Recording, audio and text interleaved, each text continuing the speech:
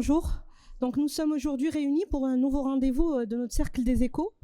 Et je dois le dire, c'est un rendez-vous qui est inédit parce que c'est la première fois depuis la mise en place de ce concept que Horizon Presse Group le tient en dehors de ses murs.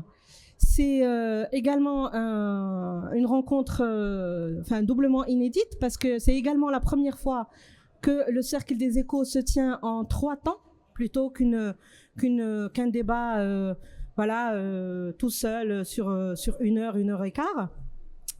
Donc, mais pour l'occasion, ça en valait vraiment la peine. Et pour l'enjeu de la thématique, c'est doublement un objectif que nous souhaitons atteindre. Donc aujourd'hui, nous nous réunissons autour d'un sujet qui est très important, qui représente le cap futur du secteur du textile, raison pour laquelle nous le tenons au sein du salon MIM.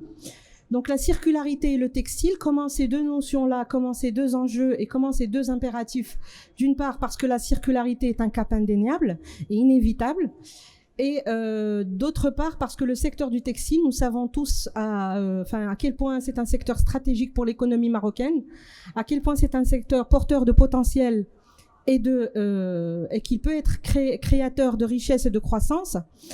Donc la circularité et le secteur du textile au Maroc, quels sont les enjeux, quels sont les tenants, de quelle potentialité dispose l'industrie du textile au Maroc, mais aussi qu'est-ce qu'il faut pour cela, pour atteindre cet objectif, de quel préalable faut-il s'assurer. Donc, comme je le disais, notre rencontre se tient sur 3 temps. Nous avons dans un premier temps la présentation d'un rapport. C'est une première présentation d'un rapport qui a été réalisé par AFC en partenariat avec la MINT et avec le gouvernement espagnol. Notre rapport, c'est la circularité dans le textile au Maroc. Dans un deuxième temps, donc le premier panel qui va un petit peu s'intéresser à la thématique de la circularité en tant que nouvel enjeu de l'industrie. Et dans un troisième temps, ça va être des recommandations techniques.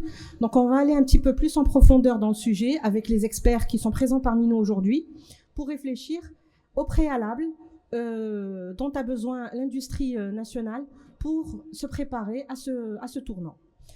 Donc, sans plus tarder, nous allons attaquer le premier moment fort avec la présentation du rapport. Et pour ce faire, nous avons avec nous Madame Eleonore Richardson, responsable au sein d'IFC. Bonjour. Je te laisse la place. Pardon. Merci Myriam de cette introduction. Bonjour, bienvenue. Je suis Eleonore Richardson, responsable de nos projets d'appui conseil aux entreprises dans le secteur textile ici au Maroc et pour l'Afrique du Nord. Merci aux Échos pour l'organisation de cette table ronde, merci à Amit pour le partenariat et merci au gouvernement espagnol pour son appui à nos travaux. Comme le disait Myriam, pour poser les bases de la discussion aujourd'hui, je veux vous présenter brièvement les grandes lignes d'une nouvelle étude thématique que AFC a réalisée avec l'Amit. Et donc cette étude vise à fournir un aperçu des grandes tendances de la circularité dans le monde. Comment celles-ci peuvent être pertinentes pour le Maroc et comment l'industrie peut capitaliser sur ses existants pour faire sa transition et passer du linéaire au circulaire. En octobre prochain, à Marrakech, se dérouleront les assemblées annuelles du groupe de la Banque mondiale, dont AFC est membre, et du Fonds monétaire international. Pour nous, c'est vraiment une occasion unique de mettre en lumière le succès du développement du secteur privé au Maroc et à travers l'Afrique, et de mettre en lumière les domaines potentiels de développement tels que la circularité dans le textile, qui permettent au Maroc, au pays, d'atteindre ses objectifs de décarbonation. Et ces assemblées seront les premières à se tenir en Afrique depuis plus d'un demi-siècle. Et donc, c'est vraiment une occasion unique. On veut mettre la crise du climat, enfin le changement climatique, au cœur des débats, parce que ça présente un défi à relever pour l'agriculture et l'industrie marocaine, mais également parce que c'est une vraie opportunité pour positionner l'industrie, pour positionner le Maroc comme une plateforme industrielle verte, compétitive, connectée à l'Afrique, à l'Europe et aux Amériques. Donc c'est vraiment unique. Nos collègues de la Banque mondiale estiment qu'il faudra 78 milliards de dollars pour verdir l'économie marocaine et mobiliser l'investissement, y compris en faveur d'un textile durable. Ça représente 3,5% du PIB annuel du pays d'ici à 2050.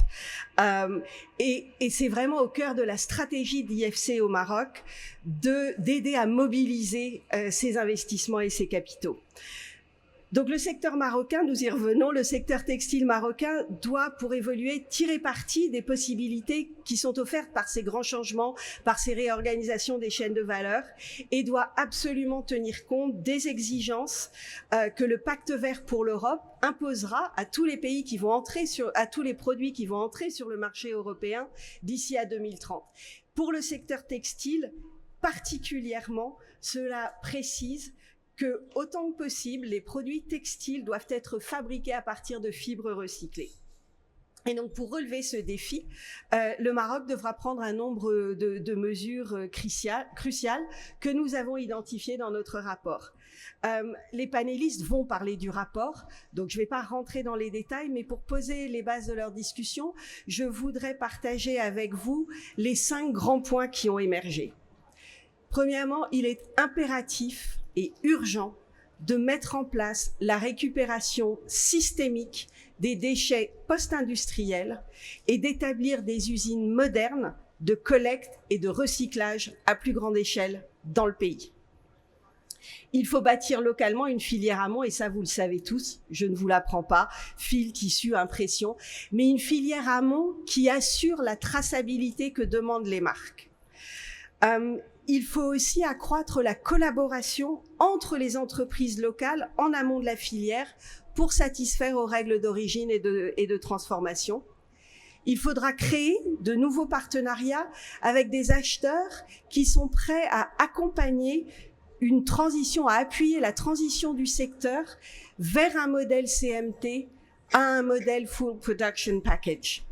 Et ça, c'est un enjeu dont l'AMID se saisit pleinement et activement. Il faudra collaborer étroitement avec les représentants de l'Union européenne ici au Maroc pour leur demander des conseils, éventuellement des financements.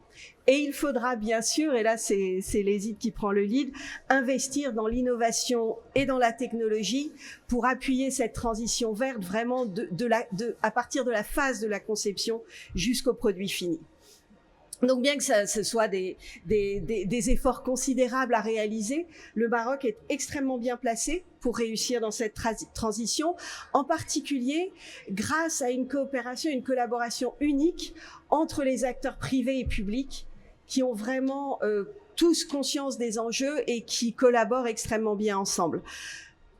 Quant à nous, à IFC, vraiment, nous visons à accompagner cette transformation et à ce titre, nous avons signé il y a quelques semaines un accord de coopération avec le ministère de l'Industrie et avec l'AMIT qui permettra de jeter les bases d'une filière de recyclage de textiles post-industriels et de mobiliser l'investissement privé ici au Maroc. C'est vraiment notre ambition, notre objectif et notre souhait. Donc, force est de constater que le Maroc est déjà un champion de l'économie verte à bien des domaines. Nous sommes intimement convaincus qu'il peut par ailleurs être le champion du développement de la production circulaire, à commencer par le textile circulaire.